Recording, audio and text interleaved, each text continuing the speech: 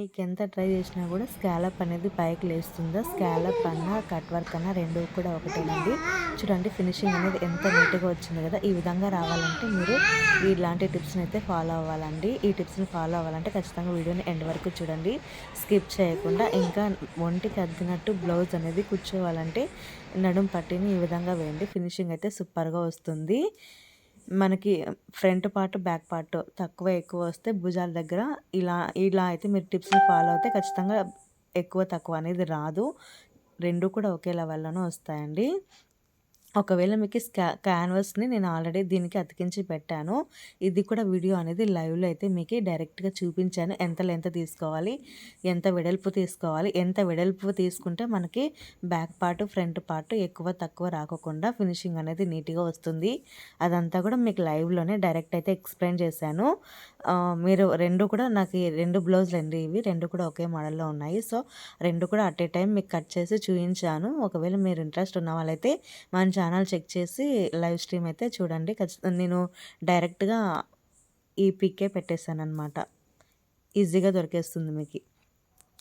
First మనము స్కాలప్‌ని stitching చేసేటప్పుడు స్కాలప్‌కి తర్వాత స్కాలప్ అంటే క్యాన్వాస్ అండి. క్యాన్వాస్‌కి తర్వాత క్లాత్‌కి మధ్యలో అనేది కుట్టు పడాలి. అటు క్యాన్వాస్ మీద పడకూడదు, అటు క్లాత్ మీద. అంటే క్లాత్‌కి, కుట్టుకి మధ్యలో పడితేనే మనకి ఫినిషింగ్ అనేది నీట్‌గా వస్తుంది. తర్వాత స్కాలప్ అనేది లెవ్వకుండా ఉంటుంది. ఒకవేళ మీరు క్యాన్వాస్ మీద వేస్తే ఫినిషింగ్ అనేది నీట్‌గా రాదండి. ఆ క్లాత్ అనేది లాగడం వల్ల మనకి ఫినిషింగ్ అనేది రాదు. పీకినట్టు ఉంటుంది, ఎత్తినట్టు ఉంటుంది. నీట్‌గా రాదు. ఇప్పుడు మొత్తం అంతా కూడా సేమ్ ఇదే విధంగానే అంతా కూడా స్టిచ్చింగ్ అనేది చేయాలి. ఇంకొకటి గుర్తుపెట్టుకోండి, ఇక్కడ నేను స్కాలప్ అనేది క్యాన్వాస్ అనేది అంతా కట్ చేసి కూడా మనము స్టిచ్చింగ్ అనేది చేయొచ్చు. నేను ఇక్కడ స్టిచ్చింగ్ అనేది క్యాన్వాస్ మీదనే వేస్తున్నాను. అంటే డైరెక్ట్ వేసేస్తున్నాను.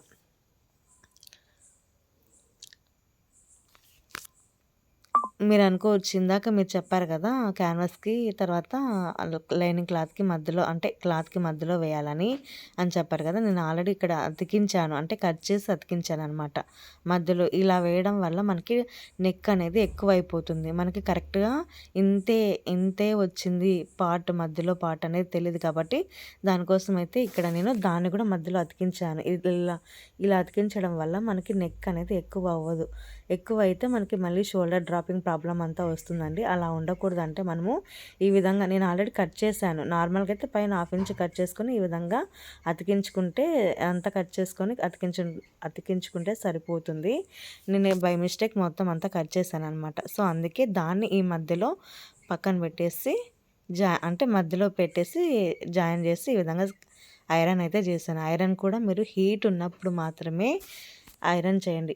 త్వరగా అనేది అతుక్కుంటుంది క్లాత్‌కి.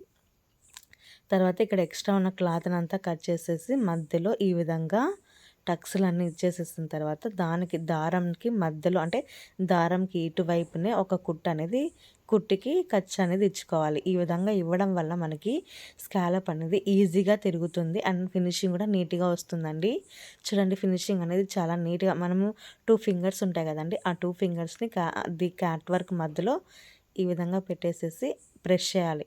మరి ఎక్కువ కూడా ప్రెస్ చేయకూడదు. ఎక్కువ ప్రెస్ చేస్తే మనకి ఇంకా క్లాత్ అనేది హోల్ అనేది పడిపోతుంది. సో, జాగ్రత్తగా చూసుకోండి. చూడండి ఈ విధంగా అయితే మనకి ఒక్కొక్కటి ఈ విధంగా తీసేసుకోవాలి. తీసేసుకున్న తర్వాత ప్రతిదీ కూడా నాకు ఒక నెక్ అనేది రౌండ్‌గా లాగినట్టు వస్తుంది. సో, ఆ విధంగా రాకూడదు. మనకి ఫినిషింగ్ అనేది నీట్‌గా ఉండదు. ఆ విధంగా రాకూడదంటే నేను ఇక్కడ ఒక చిన్న టిప్ చెప్తాను చూడండి. ఇదనేది 100% వర్కింగ్ టిప్పే అనమాట. మనము ఈ విధంగా హ్యాండ్ తోటి మూవ్‌మెంట్ అనేది చేయాలి. ఈ విధంగా అటుపక్కకి, ఇటుపక్కకి అనడం వల్ల క్లాత్ అనేది లూజ్ అవుతుంది. సో, ఫినిషింగ్ అనేది నీట్‌గా వస్తుంది. ఇది ఒక టిప్. ఇంకొక టిప్ ఏంటంటే, మనకి చిన్న సిజర్ అనేది ఉంటుందండి. ఆ సిజర్‌ని తీసుకొని మెయిన్ క్లాత్‌కి, లైనింగ్ క్లాత్‌కి మధ్యలో ఒక కుట్టు అనేది ఉంటుంది. కట్ వర్క్ ఉంది కదా! ఇక్కడ మూలలు ఉన్నాయి కదండీ! ఈ మూలల్లో ఒక కుట్టు అనేది ఉంటుంది. ఆ కుట్టుననేది మీరు ఆ సిజర్ తోటి కట్ చేయండి. అప్పుడు మీకు ఆ క్లాత్ అనేది దానివల్ల అక్కడ ఉన్న క్లాత్ ఆ కుట్టు అనేది లాగుతూ ఉంటుందన్నమాట అటుపక్క ఇటుపక్క. దానివల్ల అది ఫ్రీ అయిపోతే మనకి ఫినిషింగ్ అనేది నీట్గా వస్తుంది. కట్ చేసేటప్పుడు జాగ్రత్తగా కట్ చేయండి. క్లాత్ని ఏమన్నా కట్ చేస్తారనుకో ఇంకా మొత్తం అంతా షేప్ అవుట్ అయిపోతుంది. నేను ఈ వీడియో కావాలంటే అంటే నేను కట్ చేసి ఆల్రెడీ షార్ట్ రూపంలో మీకు చూపించాను. ఒకవేళ ఇంట్రెస్ట్ ఉన్న వాళ్ళు మన షార్ట్‌లోకెళ్ళి అంటే ఈ ఛానల్‌లోకెళ్ళి షార్ట్ అయితే చూడండి. మీకు క్లారిటీగా అయితే అర్థమవుతుంది. అది కట్ చేయడం వల్ల మనకి ఫినిషింగ్ అనేది చాలా నీట్‌గా వచ్చేస్తుంది. నేనైతే ఫస్ట్‌లో ఇంత ఇదిగా వచ్చింది ఎట్లబ్బా దీన్ని సెర్చ్ చేయడం అని అనుకున్నాను. నాకు వితిన్ ఫ్రాక్షన్ ఆఫ్ సెకండ్స్‌లోనే నాకు ఐడియా వచ్చేసింది. అది ఈజీగా అయితే అయిపోయిందండి. అందుకే చెప్తున్నాను మీకు కూడా ఉపయోగపడుతుందని. కొత్త వారికైతే ఈ టిప్ చాలా బాగా యూజ్ అవుతుంది. ఇంకొకటి మనము కట్ చేసేటప్పుడు కూడా థ్రెడ్ అనేది తెగకోకుండా చూసుకోండి. ఇటుపక్క ఏమైనా ఖర్చులు అట్లా చూడండి ఇక్కడ నేను సిజర్ తోటి కట్ చేస్తున్నా కదా! ఈ విధంగా కూడా కట్ చేసుకోండి. ఖర్చుకి ఈ పక్కే ఉండాలి ఆ కట్ అనేది. ఆ విధంగా ఉంటేనే మనకి తిరగడానికి సులువుగా ఉంటుంది.